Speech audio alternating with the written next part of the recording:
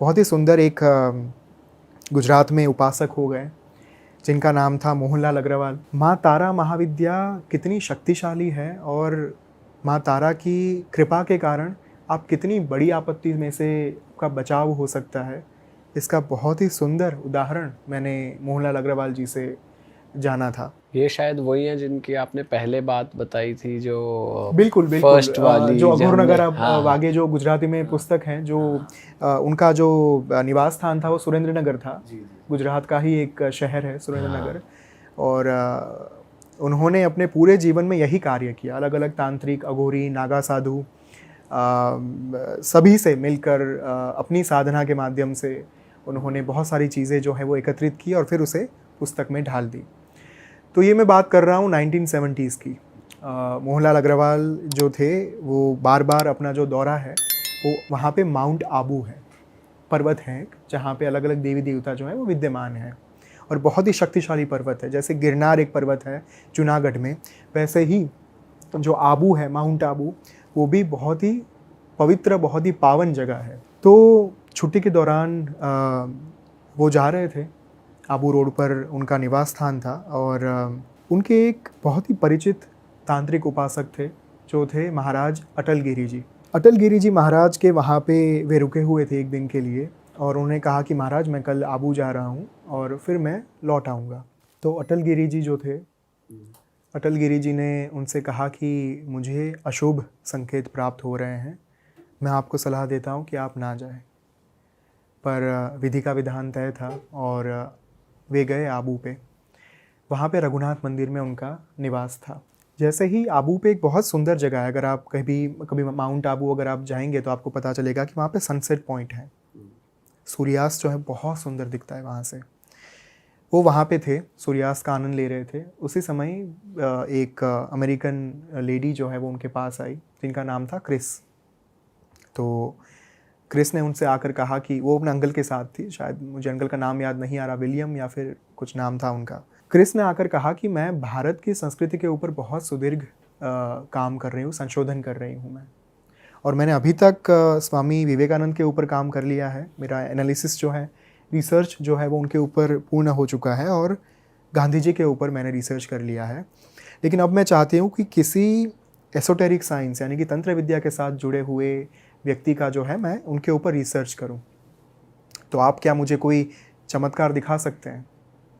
यहाँ पे एक बात मैं ये ऐड करना चाहूँगा कि आज की तारीख में बहुत लोग ये कहते हैं कि चमत्कार दिखाओ, अगर तंत्र विद्या है, अगर आप वाकई में इतना कर सकते हो तो ये करके बताओ, वो करके बताओ।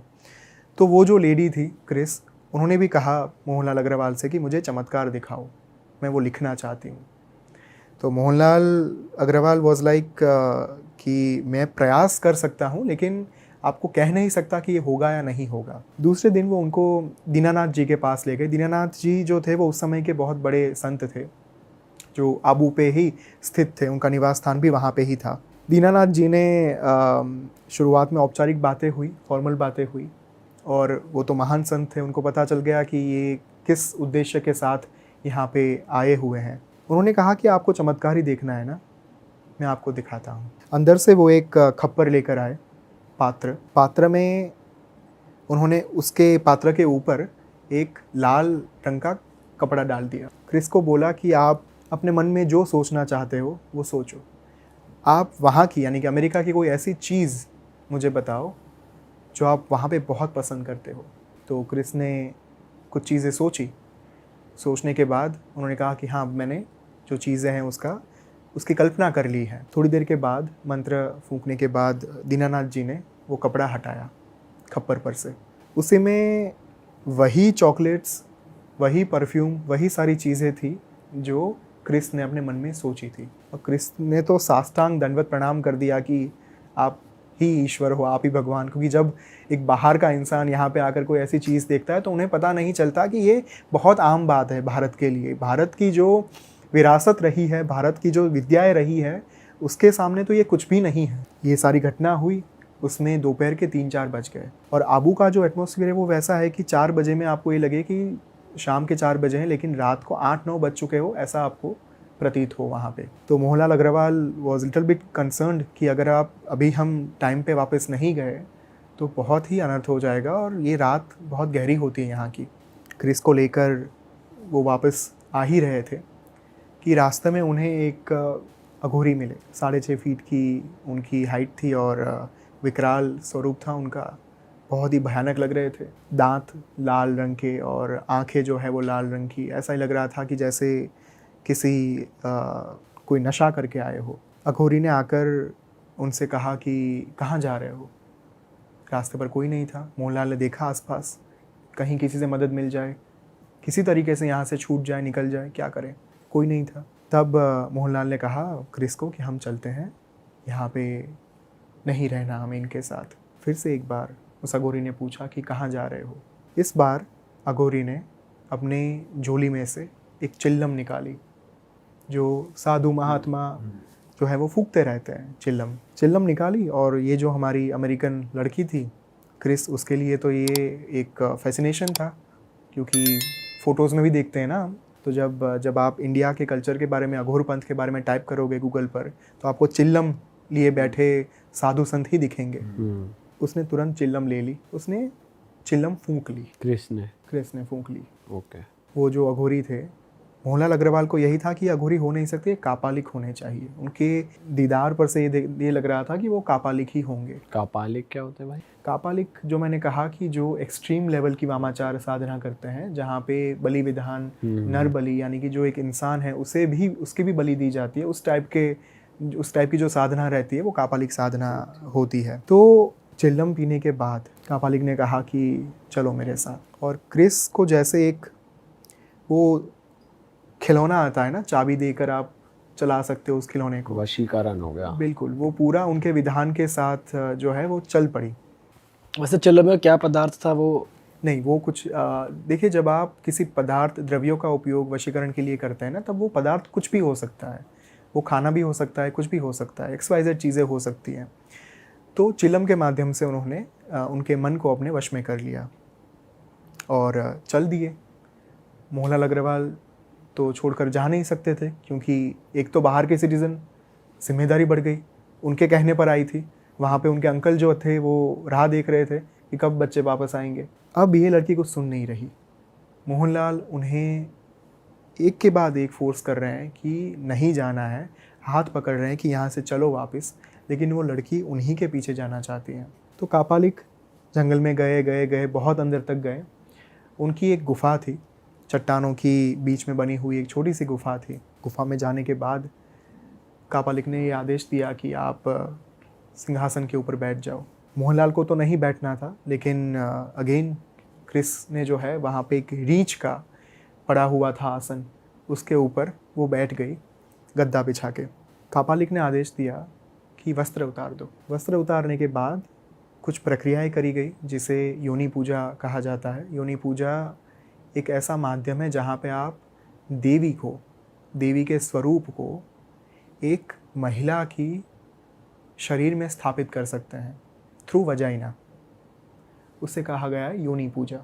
योनि पूजा के माध्यम से चीज़ें करी गई और मोहनलाल ने सोच लिया था कि अगर अब मुझे यहाँ से छुटकारा नहीं मिला तो चाहे मुझे इस कापालिक को मारना ही क्यों ना पड़े, मैं मारकर भी इस बच्ची को बचाऊंगा, क्योंकि जिम्मेदारी मेरे ऊपर है, उत्तरदायित्व मेरे ऊपर है। योनि पूजा के बाद वो अघोरी जो था वो बाहर निकल गया गुफा से और क्रिस अभी भी उसके ही वश में थी। सुबह हो गई। ये पूरी प्रक्रिया जो है वो रात तक चली। तो वो कुछ नहीं कर पाए। वो सुबह हो गई, 5-6 बजे का टाइम था। क्रिस को लेकर वो उठे कि चलो अब ये खुद नहीं उठ रही, मैं इसको फोर्सफुली बाहर लेकर जाता हूँ, यहाँ से भाग चलते हैं, क्योंकि अघोरी अभी वो कापालिक तो यहाँ पे है नहीं। बाहर ले जाकर जब उन्होंने हार्डली 300 मीटर या फिर उतना कुछ चला होगा, उनके पेट में ज़ोरों से दर्द होने लगा। वो नीचे बैठ गए। वो एक हद से ज़्यादा आगे ही नहीं बढ़ पाए। दोनों के पेट में एक साथ दर्द होने लगा। तब जाकर मोहनलाल को तो समझ में आ गया, क्योंकि वो खुद एक उपासक थे, कि यहाँ पे कापालिक ने एक सीमा को बांध के रखा हुआ है। सीमा को बांधना यानी अगर वो कापालिक नहीं चाहता कि आप यहाँ से बाहर निकलो, तो सीमा को एक शक्ति के माध्यम से, ऊर्जा के माध्यम से बांध दिया जाता है। अगर वहाँ से बाहर निकलने की कोशिश करो आप, तो आपके शरीर में दर्द पीड़ा जो है वो होने लगती है और फिर से उस इंसान को, मनुष्य को वापस उसी घेरे में आना पड़ता है। तो मोहनलाल समझ गए कि यही केस है। वो फिर से क्रिस को लेकर गुफा में आ गए। गुफा में आए और थोड़ी ही देर के बाद फिर से कापालिक जो है वो वहाँ पे आ गया, लेकिन इस बार वो एक बकरे को लेकर आया था बलि देने के लिए। तो जब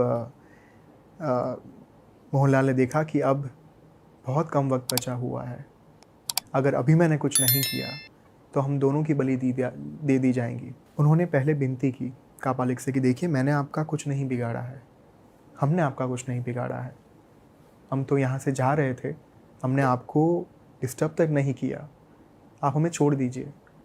तब कापालिक ने कहा कि तुम्हें तो मैं छोड़ सकता हूँ, लेकिन इस महिला को नहीं छोड़ूंगा, क्योंकि वो मेरी साधना का साधन है। तो मोहनलाल उनके बिना तो जाना नहीं चाहते थे।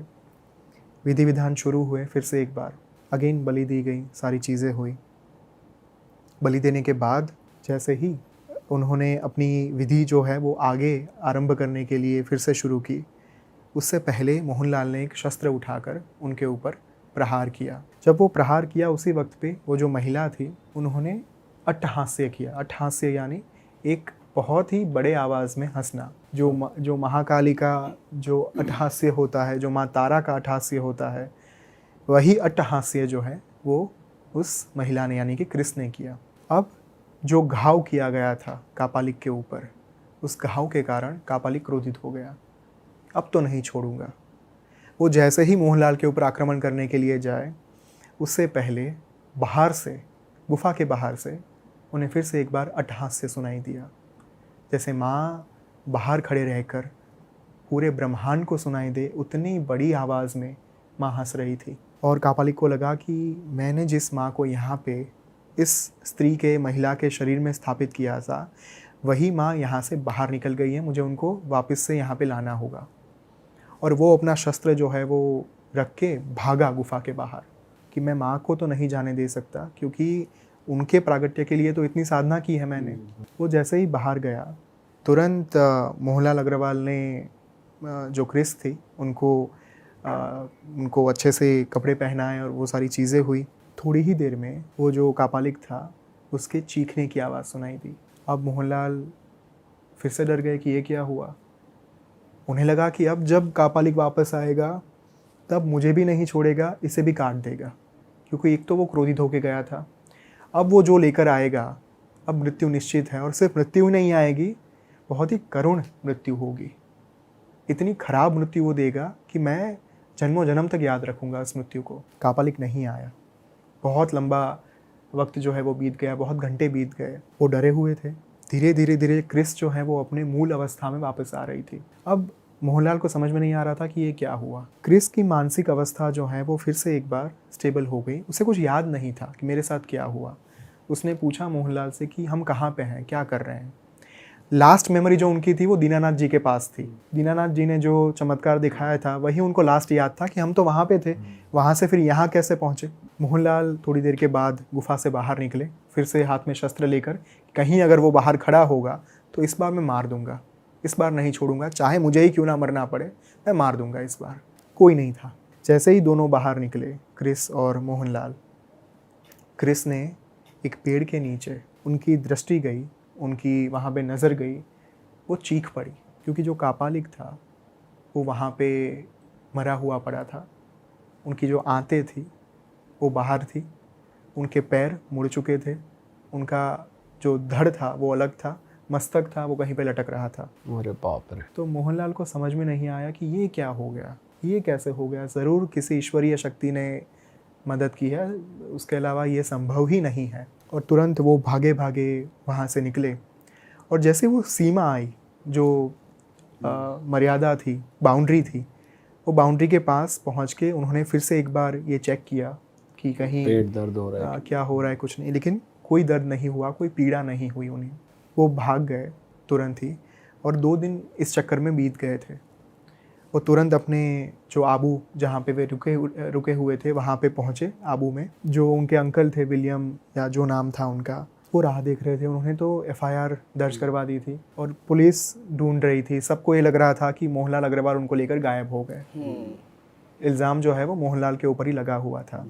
लेकिन बाद में सारी बातें क्लियर हुई। क्लियर होने के बाद जब क्रिस को वापस रवाना कर दिया गया अमेरिका के लिए, उसके बाद वे पहुँचे अटल गिरी जी के पास वापस।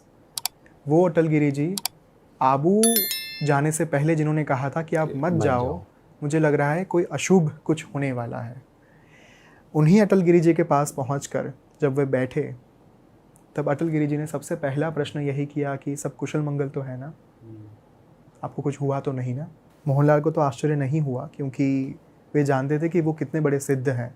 मोहनलाल ने पूछा कि आप बताइए कि हुआ क्या हमारे साथ, और हमारी रक्षा किस शक्ति ने की। जहाँ पे पंछी तक नहीं आ सकता था, वहाँ पे हमारा बचाव किया किसने।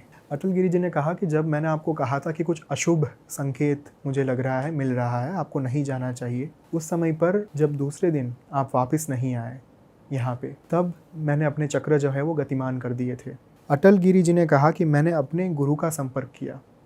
उनके गुरु अनादिनाथ जी, जो गुजरात के बहुत बड़े आप कह सकते हैं कि महाविद्या उपासक थे। अनादिनाथ जी जो हैं वो अटल गिरी जी के गुरु थे। उन्होंने जाकर पूरी बात बताई कि ऐसा ऐसा हुआ है, मुझे संकेत मिला था, लेकिन अब मुझे पता नहीं है कि क्या हो रहा है। और तुरंत एक यक्षिणी को भेजा गया आदेश देकर कि आप जानकर आओ कि क्या हो रहा है वहाँ पे। यक्षिणी जो है, there is a positive form entity basically, वो कर्ण पिशाचनी की तरह नहीं होती। माँ की बहुत संगीनी शक्तियाँ हैं, योगिनी, यक्षिणी, नित्या। तो उनमें से एक जो है यक्षिणी, जो हकारात्मक ऊर्जा होती, पॉजिटिव एनर्जी होती है, उनको भेजा गया कि आप पता करके आओ कि हो क्या रहा है उनके साथ। वो यक्षिणी आप तक पहुंची, यानी कि मोहनलाल के पास पहुंची थी, और जब उन्होंने देखा कि ये चीज़ें क्या हो रही है, कैसे हो रही है, यक्षिणी ने आकर सारी बात इनको बताई। तब जाकर जो अनादिनाथ जी थे, उन्होंने माँ तारा का आवाहन किया, जो महाविद्या थी, जो उनको सिद्ध थी। उन्होंने माँ तारा का, उनकी साधना की थी, उनकी उपासना की थी पूरे जीवन।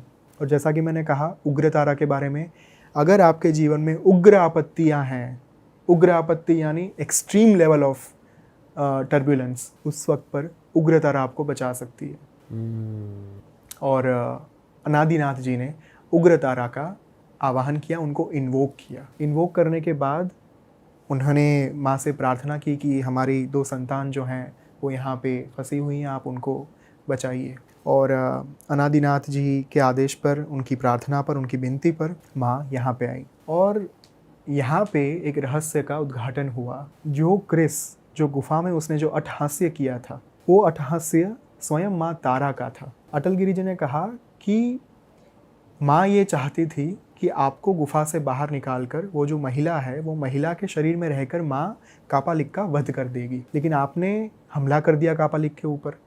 अब माँ अपना काम पूर्ण नहीं कर पाई। अब माँ ने गुफा से बाहर जाकर अट्टहास्य किया, जिसके कारण कापालिक भागते हुए गुफा के बाहर गया था।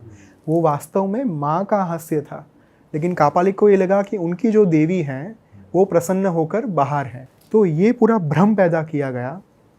जब कापालिक बाहर गया, माँ प्रचंड ऊर्जा की स्वामिनी है, माँ ने एक ही झटके में कापालिक को काट के उसका वध कर दिया। तो यहाँ पे जो घटना हुई, मोहनलाल ने पूछा कि हम उस सीमा रेखा से बाहर क्यों नहीं निकल पा रहे थे। तब अटल गिरी जी ने कहा कि सीमा को बांधा गया था कलवे के द्वारा। कच्चा कलवा एक टर्म होती है जहाँ पे आप एक छोटे बच्चे की आत्मा के माध्यम से उसे कुछ कार्य जो है वो सौंप सकते हैं और कुछ कार्य जो है वो करवा सकते हैं उनसे। तो कच्चा कलवा के कारण वो जो बाउंड्री थी, वहाँ से आप बाहर निकलते तो आपको वो आत्मा जो है वो पीड़ा पहुँचाती है। यहाँ पे मैं एक मूवी की बारे में बात करना चाहूँगा जो है ब्रह्मयुगम, जो बहुत ही रिसेंटली आई है और मैंने आई थिंक थोड़े दिन पहले देखी। साउथ इंडियन मूवी है। ब्रह्मयुगम में एक टर्म इस्तेमाल हुई है, चातन। चातन जो है साउथ इंडिया में उसे कहा गया है वही कलवा इन शॉर्ट, और वहाँ पे यही बात करी गई है पूरी। कि कैसे एक बच्चे की आत्मा को जागृत किया जाता है अपने कुछ कार्य को करवाने के लिए। और बहुत ही सुंदर, जैसे कांतारा मूवी थी ना, वह उतनी ही इंटेंस, उतनी ही पावरफुल ये ब्रह्मयुगम जो है वो मूवी थी। तो वहाँ पे ये बात और ज़्यादा आपको अच्छे से देखने को मिलेगी कि ये कैसे होता है, क्या काम करता है कलवा बेसिकली। तो उस कलवे को इस कारण की वजह से वहाँ पे रखा गया था। और फिर जाकर जब माँ ने सारी चीज़ें हटाई, जो माया वहाँ पे फैली हुई थी, उस माया को हटाया, उस कापालिक का वध किया, एक और प्रश्न आया मोहनलाल के दिमाग में कि ये कापालिक था कौन, हमारे पीछे ही क्यों पड़ा था, कोई भी हो सकते थे, हम ही क्यों। तब जाकर अटल गिरी जी ने बताया कि वो कापालिक जो हैं वो मूल आसाम का था। आसाम में उसने किसी के पास से कापालिक दीक्षा ली थी, प्राप्त की थी। कापालिक दीक्षा लेने के बाद वो हिमालय चला गया था। वहाँ पे जो वास्तविक साधु संत महात्मा थे उनको वो परेशान करने लगा था। अब उस समय के दौरान उसका जो पाला पड़ा एक ऐसे सिद्ध महात्मा के साथ, जिन्होंने उसे फेंक कर पहुँचा दिया राजस्थान के रण विस्तार में। राजस्थान के रण से वो चलता चलता चलता आबू तक पहुँचाया और फिर उसने अपना निवास स्थान जो है वो आबू को ही बना दिया। उसका नाम था भैरवपुरी। ऐसा भी हो सकता है वैसे कि टेलीपोर्ट ही कर दिया, एक किसी और जगह भेज दिया। तब होता है जो हम ये मान के चलते हैं ना कि विज्ञान यहाँ तक ही है, लेकिन विज्ञान तो इस आकाशगंगा से बाहर भी नहीं निकल पाया। लेकिन इसका अर्थ ये तो नहीं कि अलग अलग आकाशगंगाएं नहीं हैं। विज्ञान नहीं पहुँच पाया, उसका अर्थ ये नहीं कि वो चीज़ है नहीं। तो हिमालय में वो चीज़ हुई जहाँ पे उनको फेंक कर राजस्थान के रण विस्तार में डाल दिया गया और वहाँ से वो भैरवपुरी जो कापालिक था वो चलता चलता आबू पहुँच गया। आबू पहुँचने के बाद उसने अपनी जो है भैरव की साधना शुरू कर दी थी। स्मशान भैरव को वो सिद्ध करना चाहता था और उसके लिए उसने ये जो पूरी घटना है, जो विधि हुई, वो विधि उसने की थी। तो इस तरीके से माँ तारा ने, जो महाविद्या है, उन्होंने अपने भक्त की रक्षा की। अगर आप माँ की ओर एक बार सिर्फ करुणा भरी दृष्टि डाल दोगे तो भी माँ आपके लिए, आपको बचाने के लिए आ जाएंगी। बहुत ही सुंदर एक संस्कृत में विधान है माँ के लिए, पंचशून्य स्थिता तारा सर्वांते कालिका स्थिता, जिसका अर्थ है कि जहाँ पे पंच महाभूत की बात आती है, पंच महाभूत से बने इस देह यानी कि जल अग्नि आकाश वायु पृथ्वी, इससे बने जो देह की बात आती है ना, वहाँ पे माँ तारा हमेशा विद्यमान रहती है, तत्पर रहती है अपने बच्चे को सहाय करने के लिए, अपनी संतान की सहायता करने के लिए।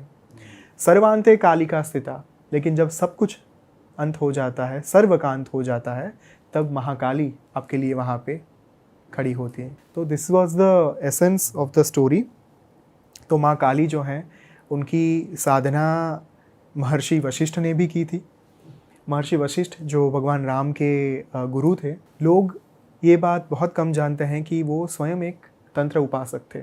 और जब आप ताराणव तंत्र पढ़ेंगे, तारा तंत्र पढ़ेंगे, मैं बहुत ही सुंदर एक ग्रंथ पढ़ रहा था, योगेश्वरानंद जी लिखित एक ग्रंथ है जिसका नाम है तारा तंत्रम। तारा तंत्रम में ये बात दी गई है, महर्षि वशिष्ठ की पूरी एक कथा दी गई है, जहाँ पे कई सालों तक महर्षि वशिष्ठ ने माँ तारा की उपासना की थी, उनकी साधना की थी वैदिक विधि विधान के साथ, यानी कि सात्विक पद्धति के साथ।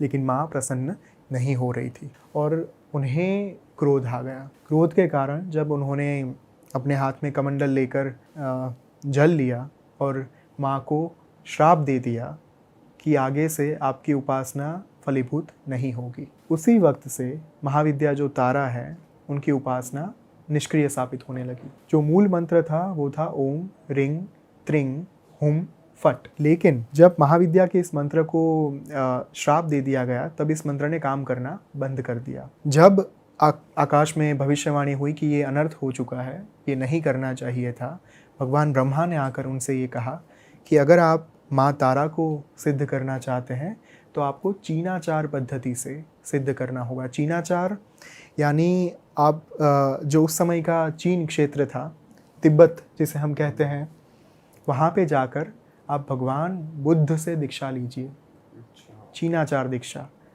यहाँ पे अगेन बहुत ही कम लोग ये बात जानते हैं कि बुद्ध सिर्फ गौतम बुद्ध ही नहीं थे। गौतम बुद्ध तो 7वें बुद्ध थे, 7th बुद्ध। अच्छा। उनसे पहले 6 बुद्ध और हो चुके थे, जिनमें से 3 ब्राह्मण थे, 3 क्षत्रिय थे। तो ये उन्हीं की लीनिएज थी, गौतम बुद्ध। बिल्कुल। और बुद्ध जो है वो एक अवस्था बेसिकली थी। तो गौतम बुद्ध एक्चुअली 7वें बुद्ध थे, लेकिन महर्षि वशिष्ठ ने जिस बुद्ध के पास से जिन्होंने दीक्षा ली, चीनाचार दीक्षा, वो बुद्ध भगवान विष्णु के अवतार थे। और ये कथा दी गई है ताराणव तंत्र में, क्योंकि अगर मैं रेफरेंस नहीं दूंगा यहाँ पे, लोग फिर से पूछेंगे कि आप ये किस बेसिस पर आप बात कर रहे हो। हमारे ग्रंथों में सब कुछ दिया गया है, लेकिन हमें सिर्फ पढ़ना है वो। तो फिर उन्होंने वहाँ पे जाकर दीक्षा ली, चीनाचार दीक्षा। उन्होंने फिर से माँ की साधना शुरू की और शापोद्धार किया। शापोद्धार करने के लिए मूल मंत्र में एक एडिशन किया जाता है। जो मूल मंत्र था वो था ओम रिंग त्रिंग हुम फट। लेकिन जो दीक्षा के बाद उन्होंने जो फिर से साधना की, शापोद्धार किया, वो मंत्र था ओम रिंग स्त्रिंग हुम फट। हम ये मंत्र ऐसे बता सकते हैं पब्लिकली? बता सकते हैं, क्योंकि मैं इसी बात के ऊपर आ रहा था। देखिए, हमने बहुत सालों तक, बहुत सेंचुरीज तक गुप्त ज्ञान करके चीज़ों को संजोग के रखा, और गुप्त ज्ञान के चक्कर में ही आज हमारी विरासत लुप्त हो गई है। तंत्र के जो मूल एस्पेक्ट हैं, जो मूल सत्व है तंत्र का, वो लुप्त हो चुका है। अगर अभी भी हम इसे बाहर नहीं लाएंगे, लोगों के समक्ष नहीं लाएंगे, तो ये बचेगा ही नहीं। इतना ही नहीं, मैं डेफिनेटली शास्त्र का जो मत है उसमें बहुत हद तक मानता हूँ। उसमें ही मेरा विश्वास है कि गुरु के आदेश और गुरु की आज्ञा से, गुरु की दीक्षा प्राप्त करके ही आपको महाविद्या की साधना में आपको शुरू करनी चाहिए। गुरु की दीक्षा के बिना, गुरु के बिना या फिर गुरु की आज्ञा के बिना महाविद्या साधना जो है वो बहुत बार कठिन साबित हो सकती है। लेकिन मैं मंत्र इसलिए कह रहा हूँ ताकि लोगों तक ये बात पहुँचे आगे जाकर। जो हमें देख रहे हैं, हमारे व्यूअर्स, उनमें से एटलीस्ट 1 या 2 साधक ऐसे निकले जो महाविद्या तक पहुंचने के लिए पहले जो शास्त्रों में दी गई पद्धतियां हैं वो साधना करे, फिर आगे जाकर महाविद्या की साधना भी करे, माँ तारा के मंत्र को जो है वो सिद्ध करे। अगर 2 लोग भी ऐसे होंगे तो भी हमारी ये जो बात है, हमारा जो ये पॉडकास्ट है, वो सफल है। पर ये प्रोसेस तो काफ़ी लंबा होगा, मतलब प्रोसेस 15-20 साल कह सकते हैं आराम से कम 15-20 साल। और तो ऐसे महर्षि वशिष्ठ ने जो है शापोद्धार किया, और शापोद्धार के पश्चात हमें नया मंत्र मिला, ओम रिंग स्त्रिंग हुम फट। तो जो उग्र तारा देवी हैं उनका मंत्र ये है। फिर जो एक जटा, जो हमने माँ के स्वरूप के बारे में बताया, उनका मंत्र भी इन्हीं मंत्र में से आया है। और नील सरस्वती का मंत्र जो है वो भी इसी मंत्र में से फिर हमें प्राप्त होता है।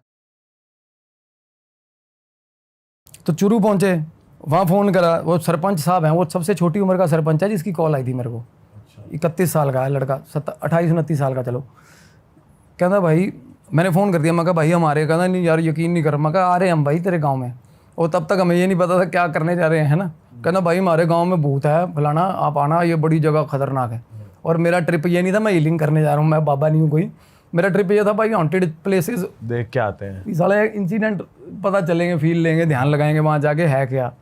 और ऐसी ऐसी चीज़ें टकरा गई। एक बार तो सेटबैक लग गया कि भाई टिक जा, नहीं मरेगा, बुरे हाल भाई। लेकिन आपका मोटिव ये भी रहता है अगर कोई इंसान तकलीफ में तो शायद मैं उसकी हेल्प कर दूं, ये चीज़ क्योंकि ये सबसे ईजी है। ये आपका कर्मा इतना सूट सेट कर देती है ये चीज़ एक ही बार में। और मेरे लिए तो सबसे अच्छी चीज़ है, मुझे चांस मिल जाए अगर। देखो, तो मैंने गुरुजी को कॉल करा वापसी पे, मैं कैसे ऐसे करके, वो मेरे को उन्होंने मना किया। वो कहते मत जाइयो, अच्छा चुरू मत जाइयो। मैं कहा क्यों? कहते नहीं मत जाइयो। ये गुरुजी कहाँ के?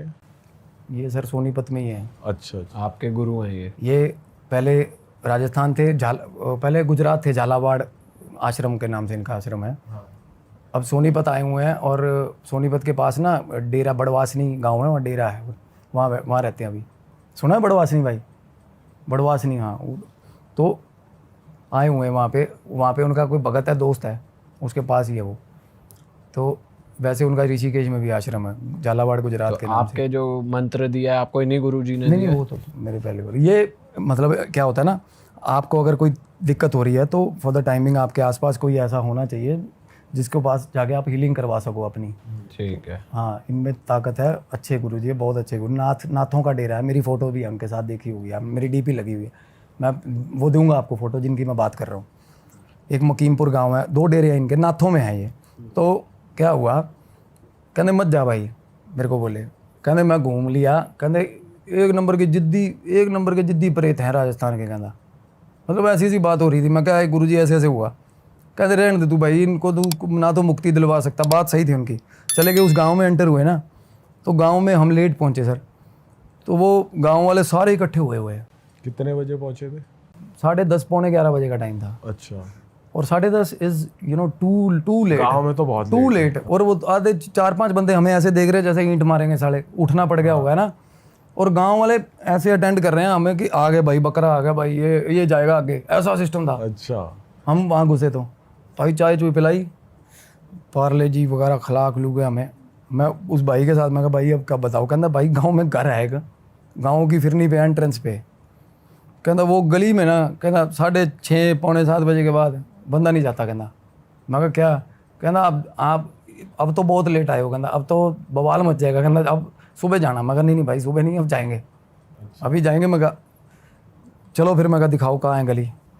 चले गए, निकल गए, पैदल चले हुए हैं। मैं कहा भाई मैं गाड़ी ले आता हूँ, दूर था थोड़ा। कहता नहीं पैदल चलो। कहता मैं कहा क्यों, कहता भागना आसान रहता है। 2-3 बंदे ठीक एज के बंदे बोल रहे भागना आसान रहता है। मैं भाई मैं यार बुजुर्ग आदमी हो तुम, कहते बुजुर्ग इसने सबको शक्ल दिखा दी हुई है, कहते जितने बुजुर्ग हैं जितनी औरतें हैं, ऐसी चीज़। तो क्या हुआ, घुसे ना उस घर, गली में एक ही घर, बाकी घर उजाड़ है, छोड़ गए होंगे घर। और जो एक्चुअल जो घर था उसके साथ वाले प्लॉट में, बहुत खुला प्लॉट था, दीवारें 4 दीवारी हुई है, उस पर ना उपले लगे हुए हैं बहुत सारे। वो कहता बंदा चलते चलते बात कर रहा है, कहता ये उपले जितने लगे हुए ना, कहता ये 4-4:30 बजे औरतें गाँव की उतार के ले जाती हैं, ठीक है। सुबह लगा दिए, 2-3 घंटे धूप पड़ी है हुआ, कहता वैसे ही इस गली में कोई घुसता नहीं 6-6:15 बजे के बाद। मैंने कहा कोई नहीं यार। घर के बाद पहुँचे, बहुत ऊंचा गेट, और गेट भी पूरा लकड़ी का बड़ा गेट, जो आजकल बनवाओ तो बहुत महंगा बने, शेर बने होते ना बाहर, लोहे के शेर लगे होते, वैसा गेट। गांव वाले पीछे से कहते ठीक है फिर निकलो आप जाओ। फिर सारे ही मुड़ गए, साथ नहीं जा रहे। सारे ही मुड़ गए, दलेर सारे। आप कितने थे? हम 2 बंदे। वो भी बंदा जो हम जिसने फोन करके बुलाया वो भी नहीं जा रहा आगे, मुड़ गया। ठीक है, आपके साथ वाला आपके साथ? हाँ वो तो साथ है। देखो उनको तो पता गांव वालों को क्या चीज़ है। अब अगेन अब मैं भी इग्नोरेंट हो गया, मेरे को भी नहीं पता। इग्नोरेंट ठीक होता है, इग्नोरेंट डरता नहीं, चल देखते हैं क्या हुआ। गांव वालों ने देखी हुई है चीज़, वो उनकी फटर के सुहा हो रही है, मैं पकड़ के ला रहा हूँ। मैं कहा एक आधा तो आ जाओ यार। कहता बस वो उधर है घर। कहता अच्छा। है ना भैया। वो लड़का भी धीरे धीरे आया, फ्लैश लाइट जलाई हुई थी, और वापस मुड़ गया, वहाँ से वापस हो लिया। हमने देखा भाई ये भी गया, गालियाँ दी मैंने। मगा मैं ठीक है यार, ये तो मरवाने वाला काम है। बाहर पहुँचे, उस घर के बाहर खड़े हैं। कैसा था, थोड़ा एक्सप्लेन करो। बता रहा हूँ, गेट था और टूटा हुआ घर था, बिल्कुल दीवारें खराब जर्जर, और गेट सही है, बिल्कुल शानदार गेट। मैं अब सोच रहा हूँ, मैं यार गेट बहुत सही है, साला गेट उतार लो। मैं गेट घर बनाएंगे ना, गेट लगाएंगे। वो पर बंदा बता रहा था, कहता इस घर के झाड़ू का एक तीला लेके दिखा दो, कहता एक तीला इस घर के झाड़ू का। अच्छा जी। वो बंदे बात कर रहे थे और अंदर चले गए। खैर हमें थोड़ा बहुत आइडिया था कि वहाँ हुआ क्या, बट अंदर जाके आइडिया अपने आप हो गया। गेट खुला हुआ है और खुला ही रहता, कोई घुसा भी नहीं आज तक वहाँ। तो ऐसे होड़ी लगी होती है ना जो कुंडी वाली। गांव वाला बता रहा है, थोड़ी थोड़ी माइंड में स्टोरी चल रही है। कहता 2 परिवार थे, 6 एक में 7 लोग हैं, एक में 5 लोग हैं। बुआ ने लड़वा दिए, सगी बहन ने, ज़मीन के चक्कर में आमने सामने गोलियाँ चल गई, सब मर गए बहन जो सब। अरे हाँ, और उस घर में 13 एंटिटीज़, अरे तेरी 13 एंटिटीज़ उस घर के अंदर। और हर बंदे ने, गांव के हर बंदा इत्तेफाक रखता है इस चीज़ से, इसके भी प्रूफ दे के जाऊँगा।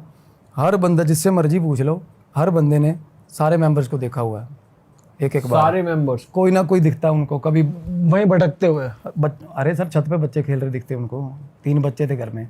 वो बोल रहे भाई बच्चों के नाम, और इतने टाइम पर बच्चे भी मार दिए, सब मर गए थे उस घर के अंदर घुसे। अब ऐसी जगहों पे ना सर सैडनेस होती है बड़ी गंदी, वही डिप्रेशन वाली गंदी सैडनेस। डर से ज़्यादा ना इसमें ऐसा होता है कि बंदा साला हार्ट अटैक ही ना आ जाए, दुख से ही ना मर जाऊँ साला। अंदर घुसे, अब अंदर घुसते ही ना 2 कमरे थे, एक इस साइड, गेट के पार कॉरिडोर बना हुआ, और वो गेट प्रॉपरली बिल्ड है, वो गेट के साथ दीवारें एसोसिएटेड है ना सारी घर की, और 2 कमरे आगे, और फिर आंगन, और फिर पीछे 2 कमरे। ऐसा घर था, पुराने टाइम का रॉयल घर होता है जैसे।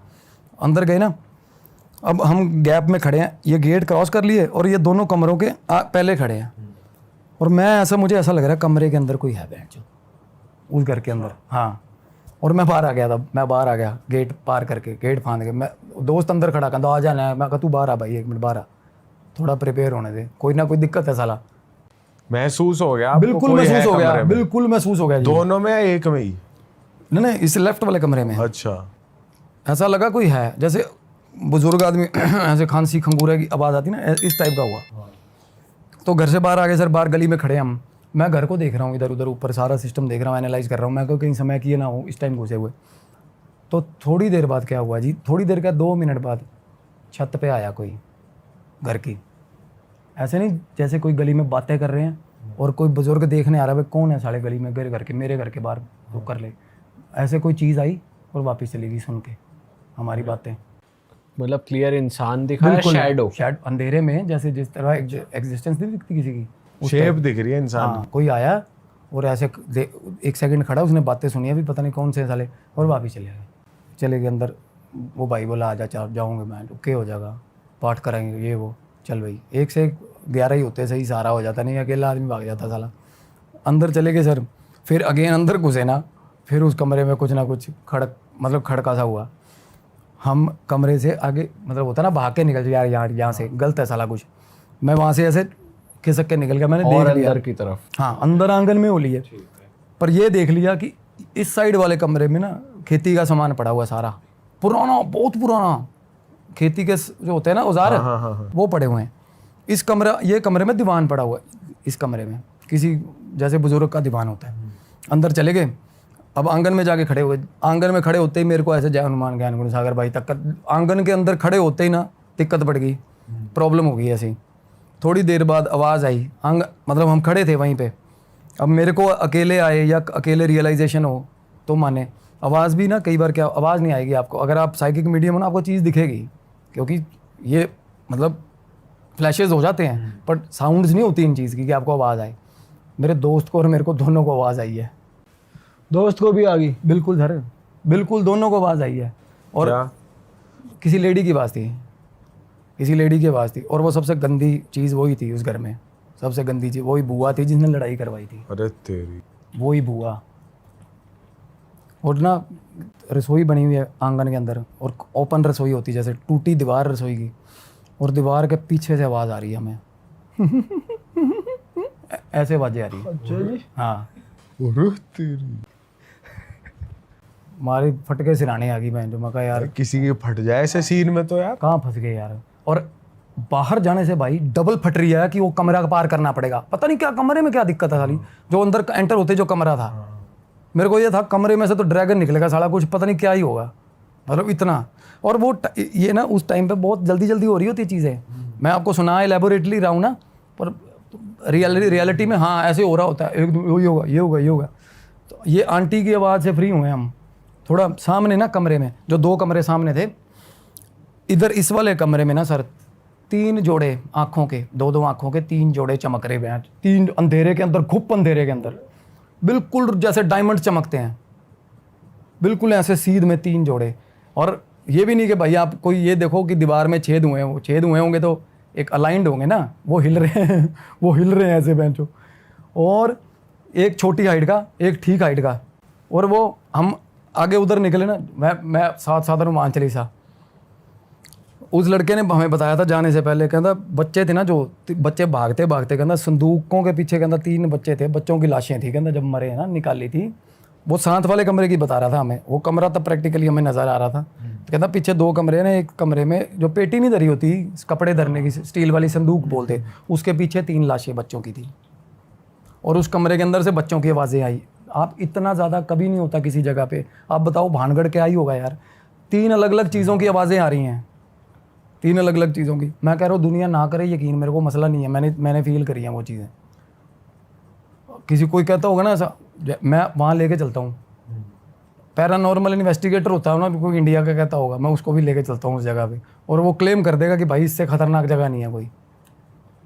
मतलब तब हमारी फट गई थी सर, जब वो बच्चों के खेलने की आवाज़ें, हंसी की आवाज़ें आई है ना।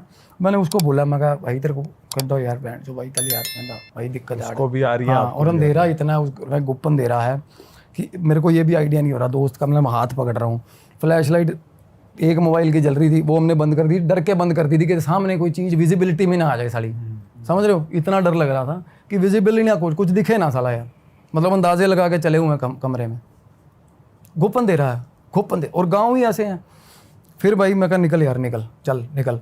हम ना उस कमरे के बाहर खड़े थे सर, तब पेड़ था, पेड़ के पीछे खड़े थे हम ना, धीरे से शातिरों की तरह ना अपना निकलते हैं।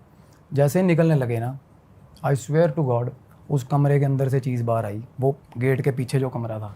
अच्छा, लेफ्ट वाला जिससे आप शुरुआत से डर रहे थे, खेती के सामान वाला। बिल्कुल ना, उसके सामने वाला कमरा। अच्छा, 6.5 पौने 7 फुट की चीज़ थी इधर। और और 7 फुट का आदमी। पुराने वैसे ही इतने लंबे ऊंचे होते थे बट साहब। अंधेरे में आपको फील कैसे हो बिल्कुल रहा है? सामने गेट के पास तो लाइट थी ना। ये गेट, मैं अंदर आंगन की बात कर रहा हूँ सर। हम वापिस भाग रहे हैं ना बाहर गली की तरफ। बाहर गली में स्ट्रीट लाइट्स थी? नहीं, स्ट्रीट लाइट तो नुक्कर काफ़ी दूर भी था, इतना था कि पता चल रहा है यार सामने कोई बंदा खड़ा है। ओके। और इतनी डरावनी चीज़ ऐसे खड़ी हो, जैसे ऐसे करके ऐसे सामने, और इसका हमें पता नहीं था। फेस वेस दिख रहा था? नहीं, फेस नहीं दिख रहा था। धोती ऐसा पता चल रहा था, धोती जैसा ड्रेसअप है। अच्छा। और ऊंचा लंबा भाई, शानदार शानदार। और जैसे ही वो दिखना शुरू हुआ ना सर, वो बुआ की आवाज़ें, वो बुआ जो ही वो उसकी आवाज़ें आने लगी हमें। Oh shit. और फंसा लिया मैं, जो भाई ये क्या कांड हो गया मैंने। मतलब उसने आपकी एंट्री ब्लॉक कर, एक तरीके से एग्जिट ब्लॉक कर दी। फाड़ की इतनी, अब देखो किसी और की नज़र से देखो कुछ भी नहीं होगा वहाँ, वो निकल जाए। अब अंदर से दिमाग में डरा ही इतना दिया उन्होंने, इतना डरा दिया कि भाई जाके दिखा बाहर। अच्छा। तो मैं आसपास की दीवारें देख रहा हूँ, मैं बहन चो दीवारें फांद के छलांग मारेंगे प्लाट में यार, कहीं और निकलेंगे। और साथ में जो प्लाट था ना, जिसकी मैं बता रहा हूँ, उपले की क्यों बता रहा था, उस दीवार तक चढ़ गए थे हम उसकी प्लाट की। अच्छा। हाँ, कि यहाँ से निकलेंगे भाई। वो भाई देखा ना, जब दीवार निकले, नीचे सारा झील बनी पड़ी है उस प्लाट के अंदर बहन चो। एक साइड पे तो जैसे उपले औरतें लगाती है ना, एक साइड पे पैड़ी बनी, मतलब एक पाथ बना हुआ है। इस साइड पे छप्पड़, सारा पानी, हरा पानी मैंने बेइंतहा। उस कमरे के जो दीवार, उस घर को जो दीवार भी लग रही है ना, वो बेजान नाले का पानी, गंदा पानी, गंदा दलदल वाला पानी। ये भी पानी भी होता ना तो हम क्या, चलो मैं भी गाँव का हूँ यार, निकल जाते हैं पानी में, क्या ही है। पर उसको पानी को देख के छलांग मारने का मतलब हौसला नहीं हो रहा भाई। ऐसा अंदर गंदी स्मेल आई एकदम से। फिर अंदर जब अंदर आए, वो चीज़ नहीं थी, मतलब आंगन में छलांग लगाई ना तब नहीं थी। जब देखा ना नहीं है तो भाग के निकले, एक दूसरे का भी ध्यान नहीं, भाई तू मर मैं मर, कोई मसला नहीं। और जब निकले हैं जब वहाँ से, तो वो गेट था ना जो जिस पे बता रहा हूँ शेर बने हुए थे, गेट के अंदर की तरफ ऐसे 2 कुंडियाँ निकली हुई थी लोहे की, वो मेरे लगी है यहाँ पे कुंडी एकदम से। मतलब हड़बड़ी में होता नहीं बाहर निकल जाऊँ जल्दी यार गेट से, तो इस चक्कर में भाई सीधा जाके गेट में ही बजाऊँगा ठा एकदम। मतलब बिल्कुल पागलों की तरह जाके सिर मारा हमने गेट में कि भाई बाहर निकलवा दो यार। मैं जान निकल जाती बच्चों की, जैसे बच्चे नहीं करते जैसे। और घर से बाहर निकलते ही भाई गांव वालों को वो गालियां दी है, वो गालियां मैं मतलब कोई आइडिया। कहते वो मैंने उनको बताया ना, मैं कहा ऐसे ऐसे करके, कहते वो बाबा देख लिया, वो नाम लेके बोले ना, कहते देख लिया इसने फिर सरपंच। वो एंटिटी बहुत लोगों को दिखती है सर वहाँ उस गांव में, वही बुजुर्ग साला 6.5 फुट का, बहुत लोगों को दिखता वो। कहता भाई गांव की बहू थी, एक गांव की लड़की नहीं बहू थी। कहता वो ना उसको जो टेम्पू होते हैं ना, जो भूंड मतलब आगे से ट्रायंगल टेम्पू नहीं आते पीले, कहता वो वहीं उतार गया एक दिन नुक्कर पे उसको। और 8:30 बजे की बात है, कहता अब तो फिर बहुत टाइम हो गया ना, 8:30 बजे कहता वहीं नुक्कर पे उतार गया उसको। कहता वो कहीं गली में से निकल गई कि चल यहीं से हो जाती हूँ, घर पास है। कहता सामने खड़ा था, कहता यही। कहता तब क्या हुआ, सीधा भागी है, भागते भागते नाली में गिरी है, और नाली गहरी थी वो। कहता वो हमारे घरों में थी, हमारी रिश्तेदार थी आंटी जिसकी बात कर रहा। कहता भाई वो चीख चिहाड़, कहता कोई बचाने नहीं जा रहा उसको नाली में से निकालने साहब। मतलब इतना खौफ है उस गली के अंदर, वो पर्टिकुलर गली के अंदर। और वो औरत खुद बेचारी मतलब 1.5-2 साल बिल्कुल पागल रही है, बिल्कुल पागल। पीछे आता है, पीछे आ रहा है, वो आ गया, ये हाल बहन। नाली के अंदर डूबी, खुद अब निकली है, बाहर आई है, सारा कुछ अपने आप को संभाला है। और गांव के दूसरे तीसरे दिन के अंदर चौक पे इसी घर, मतलब एग्जैक्ट वो नुक्कर वाला घर था, कॉर्नर वाला, उसी चौक में ना कहता टूरिस्ट तो कितने ही हैं, सालासर जाने वाले, मेहंदीपुर जाने वाले कितने ही हैं, कहता जिनके यहाँ पे रोज़ एक्सीडेंट होते हैं यार। और जिसको मर्जी खड़ा करके पूछ लो वो बोलेगा बाबा था एक बैंड 6.5 फुट का। और आई स्वेयर ये मेरे को बाद में पता चली ये चीज़, अदरवाइज़ मैं मैनिफेस्ट भी करता बंदा अपनी तरफ से। ये बाद में मतलब फिर मैंने रिसर्च भी करी इस चीज़ पे, पूछा भी कहते है बहन जो यहाँ, कहते और वो बंदा ऐसा था जिसने बंदूक निकाली थी और वो सबसे अक्खड़ एंटिटी है बहन जो, उसने काम शुरू करा था गोलियां चलाने वाला बंदे ने। और वो बुआ वो मस्करी जिसने लड़ाई करवाई थी वो भी दिखती है लोगों को बहन। वो तो बहुत मस्करी है जो ऐसा आवाज भी उसने निकाल सारा उसने कलेश करा दिए थे सारे मोटे तगड़े। बताओ, हंस रही है और आज लोग भी। अपने एंड पे ना आज चुरू, भी। अब देखो लोग ही करते हैं ना, लोग देखो लोग क्या करते हैं ना, लग जाते हैं। अब जो पिछली पायल वाली स्टोरी सुनाई है, मैं आपको पता पायल वाली लड़की को अप्रोच कर रहे साले। हाँ, उनका मैसेज भी आया था हमें। देखो यार क्या लोग ना लग जाएंगे अपनी रिसर्च करने और पता लग जाएगा उनको कि चीज़ क्या थी। मैसेज आया था उनका शायद किसी पे। अरे उनको कह रहे रियल हिट की टीम से हैं हम। अच्छा, हाँ देख यार, और ठीक ठाक 1.5 लाख फॉलोअर बंदे के जिसने अप्रोच किया उस लड़की को। किस लिए अप्रोच करा? मैंने निकलवा लिया था उसका डिटेल, कौन है वो बंदा मैं नहीं, बताऊँ। अप्रोच किया किस लिए कि मैं ठीक कर देता हूँ? कहना संयम ने तो बता दी स्टोरी, अब आप बताओ। वैलिडेशन ले रहा था उससे। अच्छा, अच्छा मैं उसको 450 रुपये दे के तैयार किया मैंने उसको। यार तू मेरे से पूछ यार, तुम तो लड़की को अप्रोच करने का मतलब ही नहीं है यार। उसको बहुत बंदों ने तंग किया। चैट पे नाम लीक हो गया था क्या बिल्कुल, उनका? और पता चल गया था कौन है वो बंदा, मैं बताऊंगा आपको। अपनी लाइन का ही बंदा साला, अच्छा, इनसिक्योर है और कुछ नहीं है। तो क्या हुआ, जब हम वहाँ से निकले ना तो उस गांव में मैं रुका भी नहीं, क्योंकि मेरे को कुछ दिक्कत हो गई थी ना, तब मेरे को प्रॉब्लम होने लगी थी। मेरे दोस्त ने गाड़ी चलाई उसके बाद। क्या होने लग गया था? मेरे को नॉशियस, बंदा नॉशियस होता है सर, दिक्कत हो ना कोई, मतलब अगर कोई पार्शियल पोजेशन होता है ना, जब आपके आसपास एंटिटी आपके जोन में घूम रही हैं, कोई साइकिक मीडियम है ना, उसको उल्टी आएगी। और उल्टी आएगी ना, जब निकलेगा कुछ अजीब अजीब ही अंदर से, अजीब अजीब, मतलब उल्टी आएगी ऐसे सब्सटेंस की जैसे कुछ टॉक्सिन खा लिया होता है, किसी केमिकल खा लिया होता है, उस तरीके का। और मेरा क्या है ना, मेरी टेंडेंसी ठीक है, मैं उल्टी आ भी रही हूँ ना, मैं रोक लेता हूँ साला, मेरे को ना मतलब मैं जल्दी कहीं नोशियस नहीं होता। और मैं ना तब मैंने एक गोली ले ली, रेबिसेक DSR की गोली ले ली, पड़ी थी मेरे पास, आराम नहीं आया। फिर मैंने खुद जाके मैं शॉट भी ले लिया मैंने, मतलब जो हॉस्पिटल में। हाँ जाके शॉट भी लिया वहाँ पे MSET का, फिर भी आराम नहीं आया। क्योंकि पहले सबसे पहली सोच ये आती है कि भाई शायद स्किप कर दिया, दोपहर का लंच गैस बन गई है, गैस नहीं थी। फिर मेरे को पता हो गया, मैं कहा यार ये दिक्कतें है। थोड़ी देर बाद सर अम्मा वापिस आ रहे थे ना, उसके बाद अगेन वो जिप्सी वाला कांड हुआ मेरे साथ। ओह माय गॉड, राजस्थान मतलब ऑलमोस्ट ख़त्म होने वाला था। रास्ते में चाय की दुकान पे रुक गए हम, चाय पी ली। चाय पी के ना वो बंदा आया बिल लेके, वो चाय पी के साथ में सामान ले लिया खाने पीने का। मेरा वॉलेट रह गया गाड़ी में, मैं वॉलेट लेने चला गया। अब दोस्त अंदर बैठा ढाबे पे, और वो ढाबा ऐसा साला जैसे मतलब चांद पे ढाबा होता है, एक ही ढाबा, आसपास कुछ भी नहीं, जंगल। मैं बाहर निकला हूँ ना सड़क पे, गाड़ी में से पर्स निकालने, वो गाड़ी में बैठा बैंड बाबा, पूरा चेरी पिछली सीट पे बैठा बंदा। मेरे को फील हुआ साथ ही आ गया आपके वहां से। ओ, तब मतलब उसको मतलब तब का सारा सफ़र सर चौपाई चल रही है अंदर, मानसिक जब सारा मेरे डर लगने लग गया। उसके बाद लगता है, सबको लगता है जब इतनी हद तक डरा देना चीज़, लगता है डर। तो मेरे को ये हो भाई गौरव तिवारी वाली ना बन जाए मेरे साथ, मतलब कुछ गलत ना हो यार, है ना। क्योंकि क्या होता है तब कई बार आपके दिमाग में घुस जाता है गंदे वाला, तो आपको ना ऐसा लगता है कि मैं ही सोच रहा हूँ, ये मरने के ख्याल मेरे ही हैं, समझ रहे हो। उनके साथ ऐसा ही हुआ था गौरव तिवारी के साथ। देखो यार बंदा इतना तगड़ा पैरानॉर्मल इन्वेस्टिगेटर, पहला बाथरूम में जाके फांसी लगा ली, क्या ही बोझ होगा उसको। तो हो यही रहा था उनके साथ। तो मेरे को डर, मैं उस तरीके का सोचने लग गया यार। मैं कहा ये होगा मेरे साथ, ऐसा होगा। वो मेरे को दोस्त कह रहा है, कहना कुछ ना तू मेरे दौरा सोइए 3-4 दिन, कहना वहाँ गांव में रहेंगे, शाहपुर गांव है हमारे सोनीपत के पास। तो कहना मेरे पास गांव में रुक। उसको पता चल गया था इसको दिक्कत होगी है मेरे को, कहना तू मेरे पास रुक भाई। कहना हमारे गाँव में सियाना है फलाना। मैं कहा साले मेरे से सियाना होगा वो। मैं कहा दिक्कत होगी कुछ नहीं। मैं कहा ये कुछ नहीं है। अब मैंने गुरुजी को फ़ोन किया, उन्होंने हेलो भी नहीं बोला, उन्होंने कहा आ गया स्वाद देख लो। और मेरे को गुरुजी ने जब मैं कहते पहुँच ले, पहले पहुँच ले यहाँ पे, पहुँच के ना तो मेरे को मैं जाके मिला हूँ ना जब उनको, मेरे को पता क्या बोले, कहते तूने मेरे को फ़ोन किया ना, तूने हेलो बोली है, मेरे को पता चल गया था। मतलब वो पहुँचे हुए बंदे हैं काफ़ी। मैं क्या बोलूँ यार, मैं उसके बाद ना आया, मेरे को डर लग रहा रात ना हो यार, रात हो जाएगी है ना। सुबह पहुँच, हमें सारी रात तो सफ़र करते रहे। अगले दिन हमें दोपहर को मैं सोया नहीं सारा दिन, मेरे को सोने से डर लग रहा है। दोपहर की बात है, मैं चला गया, मुकीमपुर के थे वो गुरुजी, मुकीमपुर में थे। मैं उनके पास चला गया, वो धुना लगाया हुआ था, उन्होंने बैठा, उन्होंने अपनी तरफ से ठीक करा मेरे को।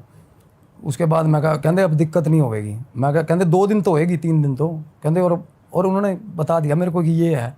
अब मेरे को उन्होंने भी सेम बताया? तब डर गया मैं ज़्यादा। मैं कहा बहन फिर तो दिख रही है यार इनको। क्या क्या बताया उन्होंने? कहते ये इन्हों कितने ले आए? मतलब उन्होंने ये बोला मेरे को कि इसको कहाँ ले आया तू बहन, तो 96-97 साल के को साथ में। अच्छा सीधा उम्र बता दी। तो क्या हुआ मेरे मतलब अंदर से होता ना कई बार दिखती है चीज़ ना, तो मैं आके सो गया ना। जब आके सोया मेरी वाइफ ने बोला मेरे को कि तू मेरे को थोड़ा अलग ऐसे होता ही है, अलग फील हो रहा है, तू सो जा, तू थका हुआ है। वो भी डर गई थी इनफैक्ट जब मैं घर आया हूँ। वो बाद में बताया उसने मेरे को, बाद में बताया। और घर पे मैंने क्या कुछ नहीं किया होगा सोचो। आगे मैं सो गया। जब सोया ना एकदम से मेरे को रात को मिड ऑफ द नाइट एकदम से ऊपर आके ना अंधेरे में मेरे ऊपर आके ऐसे किया उसने। और उसी ने? बिल्कुल बिल्कुल ऐसे आ गया ऐसे ऊपर। अरे तेरी, मुंह पे हवा नहीं बजती, आँख खुली ऐसे हवा, अच्छे से हवा बजी है, आँख खुली कुछ नहीं है। आँख बंद करी, ये भी नहीं कि आँख लग गई, आँख बंद करी जस्ट, फिर उसके बाद इमीडिएटली या तो हो ना कि नींद में हो रहा है। फिर मैं उठ गया, फिर मैं उठ के मैं रात को पौधों को पानी देने लग गया। करूँ क्या मैं, जो मोबाइल देखना नहीं है मेरे को, ये ज़्यादा बढ़ाती है चीज़। जब आपको ऐसा हो ना तो ज़्यादा फ़ोन यूजेज नहीं करनी चाहिए। अच्छा। इलेक्ट्रिक कंपोनेंट पास लेके आ रहे हो। हर साइकिक मीडियम को पता है यार कि यहाँ से चार्ज मिलता है इनको, तो मैं फ़ोन में लगा हूँ और चिमड़ेगी वो मेरे को। तो मैं पानी दे रहा हूँ पौधों को। आप जितना ज़्यादा हो सके ग्रीनरी के पास चले जाओ, जितना ज़्यादा हो सके हरे भरे चीज़ों के पास, हरी भरे पौधों के पास। मैं पौधों को, मेरी वाइफ पीछे आ गई मेरे रात को, उसको तब आइडिया हो गया भी ये सटक गया मैं, जो क्या होगा इसको। तो मैं पौधों को पानी दे रहा हूँ रात को। रात में तो कहते देना नहीं देना चाहिए, नहीं देना चाहिए। जब फंसी पे क्या करे बंदा, अंदर कमरे में अंदर डर लग रहा मेरे को, बाहर जा रहा हूँ घर से ठीक लग रहा है, ठीक है। तो अगले दिन जैसे बंदा खुद इतना सेल्फ प्रोएक्टिवली कहता कि नहीं यार कोई दिक्कत होगी है ना, तो मैं अगले दिन से मैंने पाठ रख लिया अष्टक का अपना। तो वो चला फिर। तो गुरुजी ने बोला कहते किसी को भी कोई भी रेमेडी कुछ नहीं देना, पता नहीं क्या मुंह से बुलवा दे यार, तेरे हावी थी ये चीज़ पूरी। सही बात है। और मैंने इतना इग्नोर किया साहब, इतना इग्नोर। हनुमान चालीसा में थतला रहा था यार मैं, हनुमान चालीसा नहीं बोलने दे रहा था साला। बताओ, अंदर ही आ गया था? आसपास इन्वेजन्स होती हैं, अंदर तो ऑरा क्या में है, आ गया। अंदर तो खेलने ही लग जाता बंदा। मतलब 6 दिन मैं लोगों को मैं वीडियोस डाल रहा हूँ इंस्टा पे, और बाय गॉड मैं लोगों को पता है बता भी नहीं पा रहा हूँ मेरे साथ ये प्रॉब्लम है, बताने नहीं दे रहा मैं। जो मैं इंस्टा लाइव होके बता रहा हूँ, मैं कहा भाई मेरे को दिक्कत है, थोड़े दिन ना करो यार मैसेज। आप लोगों को ये लगेगा मैं इग्नोरेंट हो रहा हूँ कि सारा रिप्लाई नहीं करता सेलिब्रिटी। मैं कहा ऐसा कुछ नहीं है भाई, सबको रिप्लाई करता हूँ, सबकी हेल्प करता हूँ। मेरे को मैसेजेस मत करो कुछ दिन, क्योंकि रिप्लाई नहीं करूँगा और तुम्हें अच्छा नहीं लगेगा। मेरी हीलिंग चल रही है और मेरे को कर लेने दो। मैं खुद ही लगा था पाठ पे, मैंने आसन ही नहीं छोड़ा सर 4 दिन। 4 दिन रोक, खाना खा लिया आसन, खाना खा लिया आसन। फिर अब ओके। और परसों रात को मेरे को ऐसा फील हुआ है जैसे नया जन्म होता है, जैसे बात ठीक है यार। ऐसा डिसीजन किसी ने मतलब सिर से ना बोरी उठा के रख दी वो साइड पे। तो ये गुरुजी की पूजा से हुआ या आपने उन्होंने खुद वो भी ही लगे करा? हुए थे। अच्छा, वो अष्टक मेरा मतलब मैं अष्टक हनुमान जी चल रहे थे। फिर उसके बाद भोग वृंदावन जाके करके आया हूँ। जब मेरे को फ़ोन आया ना टीम का, तब मैं वहाँ के बिहारी जी था, तब मैं इसी चक्कर में गया हुआ था। अच्छा, उन्होंने बोला था वहाँ जाओ? गुरु जी ने बोला हुआ वहाँ पे था उनके कोई, उनको भी मिल के आया हूँ। अघोरी हैं, उनको मिल के आया हूँ। वो उनका पैरा ऐसा है अघोरी का, अगर उनका ऑरा आपके साथ चल पड़ा ना, आप उनके पैरों को हाथ लगा लोगे, उनका ऑरा आपके साथ चल पड़ेगा। और एंटिटी की फटती है उनसे। जिस बंदे को मैं मिल के आया हूँ वो बात नहीं करते किसी से, गालियाँ देते हैं बस। वो बैठे हुए ना, किसी ने पैर को हाथ लगा लिया या टच होगा गाली देंगे, बहुत गंदी गाली देते हैं। टच नहीं करना, तो बस उसका आशीर्वाद लेके आ जाओ बंदे का। तो गुरुजी ने तो फ़ोन ही कर दिया था उनको भी आएगा। और मेरे को थोड़ा ट्रीटमेंट ऐसा मिल गया कि 3 मिनट खड़ा हो गया मैं वहाँ पे उनके पास। तो मैं खड़ा रहा, कहते जा, फिर कहते पैरों को हाथ लगा। और जब मैंने उनको पैरों को हाथ लगाया ना, मैं जाता हुआ कुछ और था, वापस आ रहा था मैं कुछ और था यार। मैं घर वालों को फ़ोन कर रहा हूँ 6 दिन बाद, कैसे हो, क्या हाल है, ये वो। मतलब बिल्कुल सप्रेस्ड था मैं 6 दिन किसी से बात नहीं करी मैंने। घर वाले मेरे को कह रहे हो की गल होगी, साला फ़ोन नहीं चुक रहा, किसी का फ़ोन नहीं उठाया, किसी से बात नहीं करी। बट फाइनली ठीक हो गया सब कुछ और अब आप एकदम बाहर हो उससे। बहुत ओके है अब नहीं जाना भाई किसी हॉन्टेड नहीं जगह। जाना सर। पता क्या है, ये एक लिमिट पता होनी चाहिए बंदे को अपनी, नहीं तो बंदा मार खाता साला। मेरे को लिमिट पता चल गई ना मेरी। लिमिट क्या है आपकी, क्या पता कि चली? मेरे को सर एंटिटीज ना, एक तो एजेड, हम लोग तो ना, बूढ़ा आदमी कुछ नहीं कर सकता। बूढ़े आदमी की आत्मा सबसे गंदी होती है, स्टबन होते हैं, कहते हैं सटियाए बच्चों हुए। की भी। बच्चों की भी, ये आपने बच्चों की बूढ़ों की स्टबन होते हैं ये। और क्या है ना, जहाँ पे ज़्यादा एंटिटीज़ हों वो घेर ही लेंगे, कितना मर्जी सम्राट हो अपने आप में, खतरनाक हो, ज़्यादा एंटिटीज़ हैं वो इतना आपको मैनिपुलेट कर देंगी, चीज़ें बाजें ये वो, आप डर जाओगे। और सब डरते, डरना भी चाहिए। जो बंदा नहीं डरता वो मर जाता साला, वो मरेगा। भाई यार ये तो गलत ही सीन हो गया यार आपके साथ, बहुत 2-3 ज्यादा। इंसिडेंट्स हुए हैं और भी हुए, पर सारे ही एक से एक है यार। कोई जाए ना बंदा साइट अरे में देख। एक से एक है। Rajasthan it's a taboo place है। मैं गोवा के बाद राजस्थान, गोवा तो नंबर 1 है। गोवा बहुत खतरनाक, बहुत खतरनाक है, क्योंकि वहाँ तो सारा टूरिस्ट कितने। गोवा की प्लानिंग है आपकी? गोवा जाने की? हाँ है, जाएंगे। अरे वाह, आपने ये वीडियो यहाँ तक देख ली भाई, तुमने हमारी मेहनत सफल कर दिया। तुम ही लोग हो असली रियल हिट। और अगर आपको बहुत मज़ा आ रहा है ऐसी क्लिप्स में, ऐसी वीडियोस में, तो फटाफट जाइए प्लेलिस्ट पे बिंज वॉच कीजिए और सारी वीडियोस देख डालो और मौज काटो। That is it. हम मिलेंगे नए पॉडकास्ट में, नए क्लिप में। Till then bye bye, see you, take care, do subscribe.